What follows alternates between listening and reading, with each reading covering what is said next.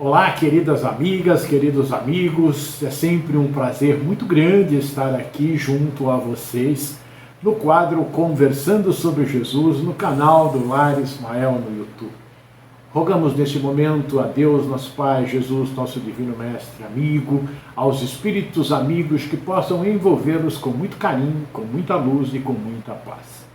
Hoje nós vamos dar continuidade ao estudo que vemos fazendo sobre Jesus e vamos ver como está Roma. Na semana passada nós vimos como estava Israel e agora vamos ver como está a capital do império, do mundo conhecido da época, anos antes da chegada do Mestre Jesus. Nós vamos estar ali por volta do ano 65, 63 antes de Cristo.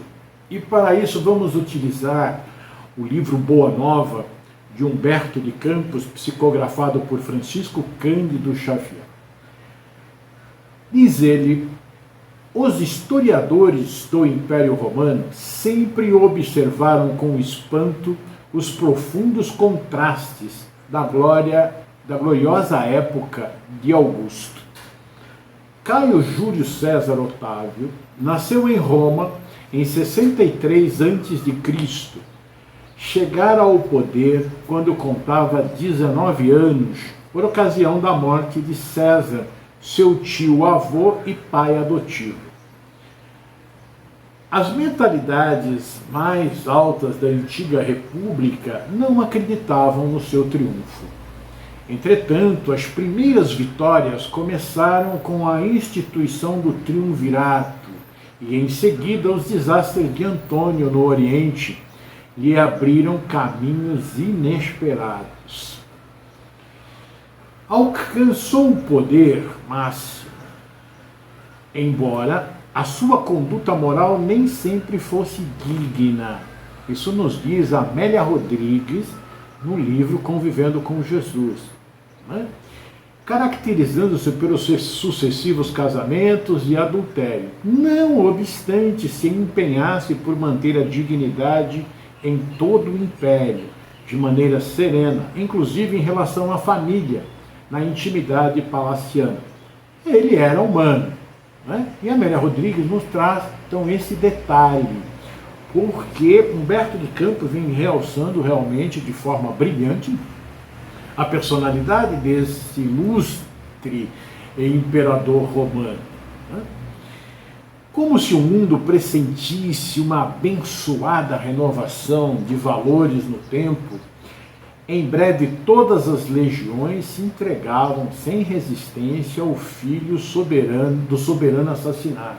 Lembrando que Júlio César foi assassinado por alguns senadores, inclusive por Brutus, um que ele tinha um imenso carinho por ele. Tanto é que quando ele percebe Bruto apunhalando, diz, até tu, Brutus. Então ele morreu, assumiu então o Augusto. E ele diz então, o Humberto de Campos: uma nova era principiava com aquele jovem enérgico e magnânimo. O grande império do mundo, como que influenciado por um conjunto de forças estranhas, descansava numa onda de harmonia e de júbilo, depois de guerras seculares e tenebrosas.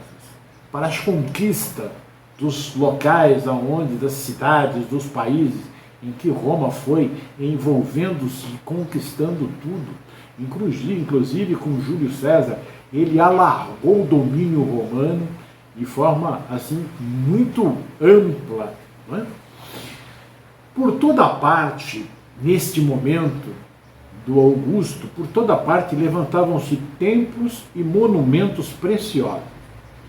O hino da paz, a duradoura, começava em Roma para terminar nas mais remotas de suas províncias, acompanhado de amplas manifestações de alegria por parte da plebe anônima e sofredora.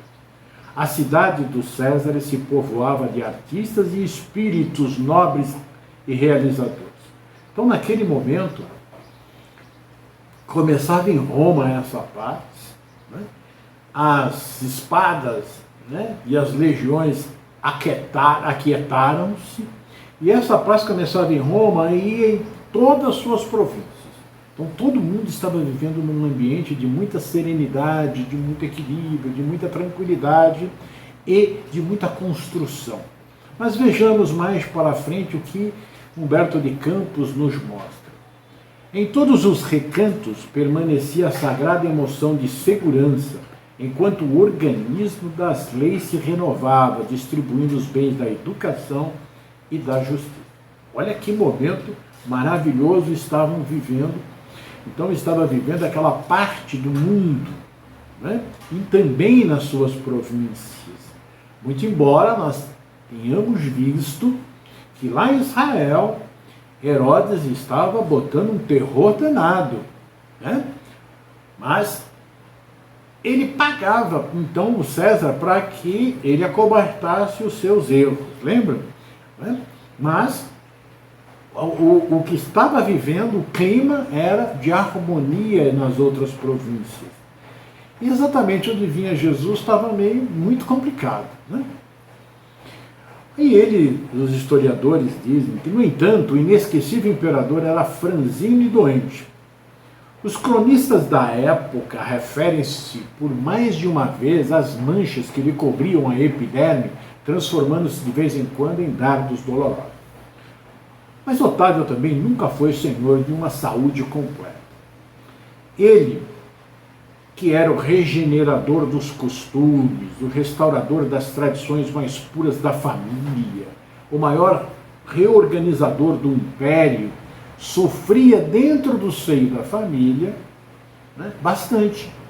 Mesmo tendo aqueles problemas que Amélia Rodrigues nos traz, né, de muito namorador no início e tudo, neste momento ele está tentando restaurar a harmonia nas famílias, mostrando uma disciplina, né, dando poder às mulheres, né, tendo as mulheres como aquela que auxilia o homem, que é o coração da família, né?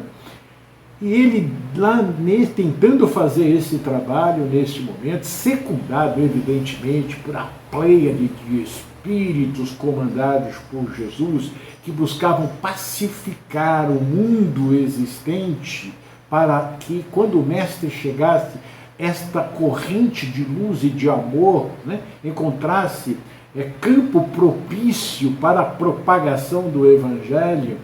Ele sofria no meio da sua família e ele foi obrigado a exilar sua filha e depois sua neta, porque elas tinham comportamentos totalmente inapropriados dentro da corte. E a esposa, né? Ela vivia a assassinar os seus parentes e amigos empregando veneno. E isso doía dentro do soberano. Seus numerosos anos de governo, ele governou por 42 anos, né, se assinalaram por inolvidáveis iniciativas. A alma coletiva do Império nunca sentira tamanha impressão de estabilidade e de alegria. A paisagem gloriosa de Roma jamais reunira tão grande número de inteligentes. É nessa época que surgem Virgílio, Horácio, Ovídio, Salúcio, Tito Lívia e Mecenas como favoritos dos deuses. Em todos os lugares lavravam-se mármores soberbos, esplendiam os jardins suntuosos, erigiam-se palácios e santuários, protegia-se a inteligência, criavam-se leis de harmonia e de justiça num oceano de paz inigualável.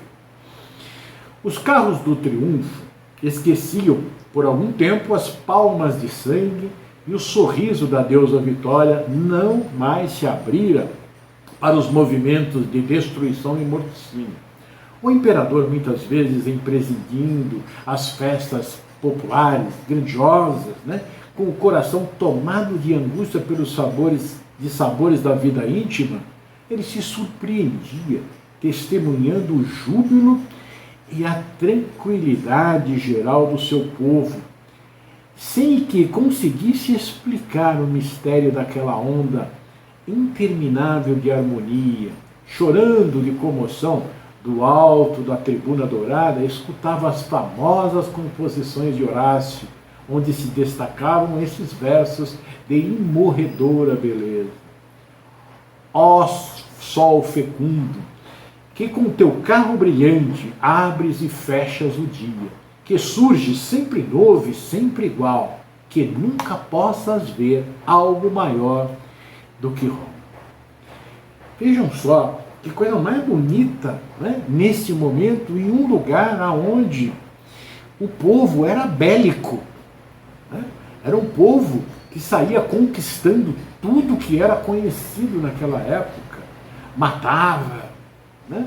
E de repente está dentro desta situação aonde a arte, a poesia, né? A beleza está resplandecendo, aonde estão se tendo momentos de paz, aonde as leis estão sendo criadas para tornar o ambiente o mais harmônico possível, o mais justo possível, tanto para o rico quanto para o pobre. Mas continua então Humberto de Campos e diz, de forma muito bela, é que os historiadores ainda não perceberam na chamada época de Augusto o século do Evangelho ou da Boa Nova. Esqueceram-se de que o nobre Otávio era também homem e não conseguiriam saber que, no seu reinado, a esfera do Cristo se aproximava da terra numa vibração profunda de amor e de beleza. Acercavam-se de Roma e do mundo não mais espíritos belicosos como Alexandre o Grande ou Aníbal, porém outros que se vestiriam dos andrajos dos pescadores para servirem de base indestrutível aos eternos ensinos do Cordeiro. Imergiam nos fluidos do planeta os que preparariam a vinda do Senhor e os que se transformariam em seguidores humildes e imortais dos seus passos divinos. Jesus governando o nosso mundo de forma amorosa, de uma forma muito inteligente, com todo um planejamento, com espíritos superiores ao seu lado, né? Naquele momento a gente percebe que ele consegue apaziguar os ânimos dos romanos. E Roma foi construída, surgiu a mando de Jesus para que conquistassem esses povos bárbaros, aqueles povos que eram irracíveis, idólatras, né? Para que os judeus, com a sua fé e a crença em Deus, pudesse levar tudo isso àqueles povos. Porque os romanos tinham uma forma muito interessante de governar. Eles conquistavam o povo, né? Mas o povo ficava escravizado sob a sua supervisão ali, pagando os impostos e tudo, mas eles não envolviam-se na política e nem na religião daquele povo. Eles deixavam. Tanto é que, por exemplo, Herodes, né, ele regia ali o povo hebreu, os israelitas, né, os judeus. Ele pagava o tributo a César e seguia as leis, ele não queria confusão, né? Ele queria o poder, o dinheiro e a glória. Mas ele não interferia nos negócios do povo. Então este era o momento em que o povo judeu tinha a oportunidade de levar o Deus único a todos, até aos romanos. E este momento era propício, porque estavam aqui, como o Humberto de Campos diz, nascendo aqueles seguidores humildes que iriam auxiliar Jesus na disseminação da Boa Nova. Mas não era bem isso que esse povo estava fazendo. E nós já dissemos por quê. Por causa do orgulho e do falso entendimento que tiveram quando Deus, através dos espíritos superiores, disse que eles dominariam todos os povos da terra, que seriam como os grãos de areia do universo, os filhos de Abraão. Mas ele disse na forma espiritual e o entendimento foi material. Mas neste momento, Roma e as grandes províncias viviam em paz, até Israel, né? Porque os romanos não estavam ali criando confusão com eles, não. Quem estava criando confusão com eles eram eles mesmos, né? E o seu rei Herodes, que faz um trabalho muito ruim, né? De muita maldade, de muito egoísmo. Mas Roma vive esse momento de arte, de poesia, de beleza. Porque o reino de Deus que Jesus veio trazer para nós é o reino da alegria, é o reino da beleza, né? É o reino do amor, é o reino da alegria, não é o reino da tristeza, né? Então, quando nós vamos, por isso que é muito importante, quando nós vamos falar com o nosso Pai, quando nós vamos fazer uma prece, nós devemos conversar com Ele de forma normal, de pai, de filho para pai, com aquele respeito, mas com uma alegria de estar conversando. Já imaginou? Eu tenho a possibilidade de conversar com Deus, Ele que me criou. Então Jesus está mostrando aqui nesse momento que nós devemos estar felizes. É a festa de noivado, como nós vamos ver aqui mais para frente. E o nosso momento com Ele é um momento sublime, maravilhoso, em que eu devo estar alegre de estar conversando com meu Pai, expondo as minhas necessidades como espírito criado por Ele para progredir, amparado por Jesus, meu irmão mais velho, que está me auxiliando em todos os momentos através de uma série de espíritos, do meu anjo guardião, de todos os meus espíritos amigos, não é? Então vamos ver aqui. Então está nascendo nesse momento, e por isso esta paz que nós podemos trazer para dentro de nós. Nós precisamos preparar esse ambiente interno nosso, mental, para recebermos Jesus. Isso nós precisamos fazer. Ele está preparando ali Roma, mas Roma sou eu.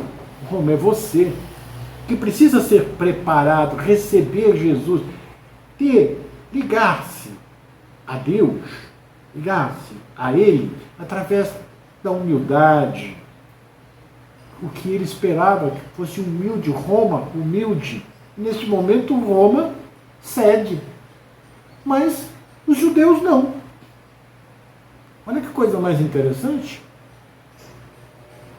Roma está vivendo a paz. Mas quando nós vimos lá, que a Amélia Rodrigues nos mostrou semana passada, a situação era outra. Não era de paz. Então eu que recebi, através dos emissários divinos, toda a mensagem, como recebeu o povo de Israel, né, o povo hebreu, do Deus único, ele não está em paz. Roma, o povo bélico, nesse momento ele está em paz. Ele não vai continuar, mas ele está em paz. Então, eu que já recebi as informações do Cristo, das leis divinas, eu tenho que pacificar o meu espírito para, neste momento, receber Jesus. E ele diz assim: é por essa razão que o ascendente místico da era de Augusto se traduzia na paz e no júbilo do povo, que instintivamente se sentia no limiar de uma transformação celestial. Uma chamada para nós, né? Chegava à terra o sublime emissário, sua lição de verdade e de luz ia espalhar-se pelo mundo inteiro como chuva de bênçãos magníficas e confortadoras. A humanidade vivia então o século da Boa Nova. Era a festa de noivada a que Jesus se referia, no seu ensinamento imorredor. Depois dessa festa dos corações, qual roteiro indelével para a concórdia dos homens, ficaria o Evangelho como o livro mais vivaz e mais formoso do mundo, constituindo a mensagem permanente do céu entre as criaturas em trânsito pela terra, o mapa das abençoadas atitudes espirituais, o guia do caminho, o manual do amor, da coragem e da perene alegria. E para que essas características se conservassem entre os homens como expressão de sua sábia vontade, Jesus recomendou aos seus apóstolos que iniciassem o seu glorioso testamento com os hinos e os perfumes da natureza, sob a claridade maravilhosa de uma estrela a guiar reis e pastores à manjedoura rústica, onde se entoavam as primeiras notas de seu cântico de amor e o terminassem com a luminosa visão da humanidade futura na posse das bênçãos de redenção. É por esse motivo que o Evangelho de Jesus, sendo o livro do amor e da alegria, começa com a descrição da gloriosa noite de Natal e termina com a profunda visão de Jesus, de Jerusalém libertada, entrevista por João nas suas divinas profecias do Apocalipse. Que momento mágico! Aquele em que tudo estava sendo preparado, os espíritos estavam prontos para reencarnarem no planeta, e logo depois, nosso Mestre Jesus trazendo Ele mesmo a mensagem do alto. Por que veio Jesus? Ele poderia ter mandado outro. Se ele fosse só para curar os enfermos, ele poderia ter enviado médicos espirituais que iriam fazer esse trabalho. Para o campo da filosofia, ele poderia ter utilizado-se de inúmeros filósofos do plano espiritual. Mas para trazer o amor, era ele quem tinha que vir.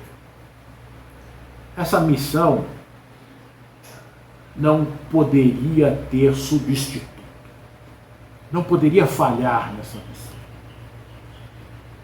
Ela foi fantástica. O Evangelho é o caminho mais luminoso que nós poderíamos almejar. É o roteiro seguro para atingirmos a nossa perfeição. E foi ele quem nos trouxe, então, uma missão que não comporta ou não comportava outro ser, um substituto. E nós precisamos compreender que existem nas nossas missões, somos nós quem temos que desempenhar. São tarefas nossas. A tarefa, nós queremos sempre uma missão grandiosa, né?